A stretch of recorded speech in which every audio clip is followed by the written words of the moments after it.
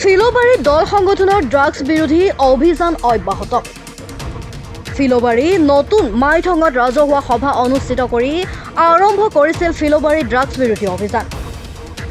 আসু গোৰ্খা ছাত্ৰ সন্থা TMPK আছাৰ উদ্যোগত ফিলবাৰীবাসীৰ ৰাইজৰ সহযোগত আৰম্ভ হৈছিল এই অভিযান। অভিযানৰ মাজতে জব্দ ড্ৰাগছসহ ড্ৰাগছ মাফিয়া। ফিলবাৰী বিৰু তাৰাক আমাগুৰি মাজগাঁৱৰ দলে আৰু কাকজানৰ ঋতুৰাজ নামৰ যুৱকক আটক কৰিছে ৰাইজে। জব্দ অসম চৰকাৰৰ গ্ৰাম উন্নয়ন আৰু পঞ্চায়ত বিভাগে জীৱিকা সখীক প্ৰদান কৰা নম্বৰ প্লেটবিহীন স্কুটি। ড্ৰাগছ কানি নিচাজাতীয় দ্ৰব্যৰ ৰম্যভূমি হৈ পৰিছে ফিলবাৰী অঞ্চল।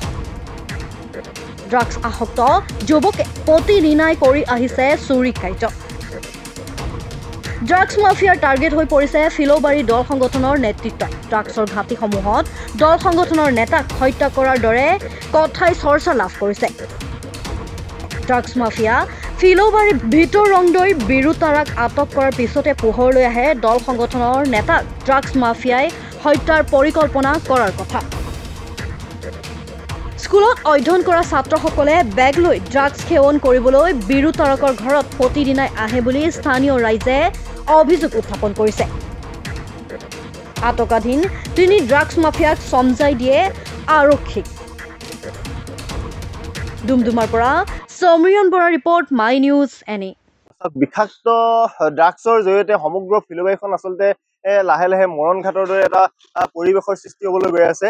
আচলতে কালি আমি ফিলবাৰী আঞ্চলিক ছাত্ৰ সন্থা TMPK, গোৰ্খা ছাত্ৰ সন্থা, আদিবাসী ছাত্ৰ সন্থা আটাইকেইটা সংগঠনে আমি লগ লাগি এটা ড্ৰাগছ বিৰোধী যিটো অভিযান, আমাৰ পূৰ্বতো অভিযান চলি আছিলে আৰু কালিও আমি সেই অভিযানটো চলাইছিলো। এই অভিযানত আমি যিহেতু কালি চলাইছিলো, কালি অভিযান চলাওঁতে 3গৰাকী ড্ৰাগছ মাফিয়াক আমি আটক কৰিছিলো। আটক কৰি আমি ফিলবাৰী এই আৰক্ষী থানাত আমি সংগঠনৰ আটাইকেইটা সংগঠনে আৰক্ষী থানাক জমা দিছিলো। কিন্তু কথা হ'ল যে আজি বহুদিনৰ এইটো এটা প্ৰথম ঘটনা নহয় যে বিভিন্ন সময়ত আমি দেখি পাওঁ যে বৃহত্তৰ এই ফিলবাৰী অঞ্চলটোত ড্ৰাগছ মাফিয়াসকলে যিটো ৰমৰমীয়া বেহা, এই বেহা তেওঁলোকে চলাই আছে। কিন্তু প্ৰশাসনেও এই ক্ষেত্ৰত কুম্ভকৰ্ণ হোৱা দি শুই আছে। গতিকে প্ৰশাসনক আমি স্পষ্ট ভাষাৰে কৈছো যে এই ড্ৰাগছ মাফিয়া সকলক যিহেতু তেওঁলোকে ৰমৰমীয়া বেহা চলাই আছে আৰু তেওঁলোকে মুকলি আকাশৰ ইমান এটা নিজৰ দমত তেওঁলোকে ড্ৰাগছৰ সৰবৰাহ কৰি আছে। গতিকে প্ৰশাসনে এই ব্যৱস্থা গ্ৰহণ কৰিবৰ কাৰণে আমি ছাত্ৰ সন্থাৰ তৰফৰ পৰা দাবী জনাইছো।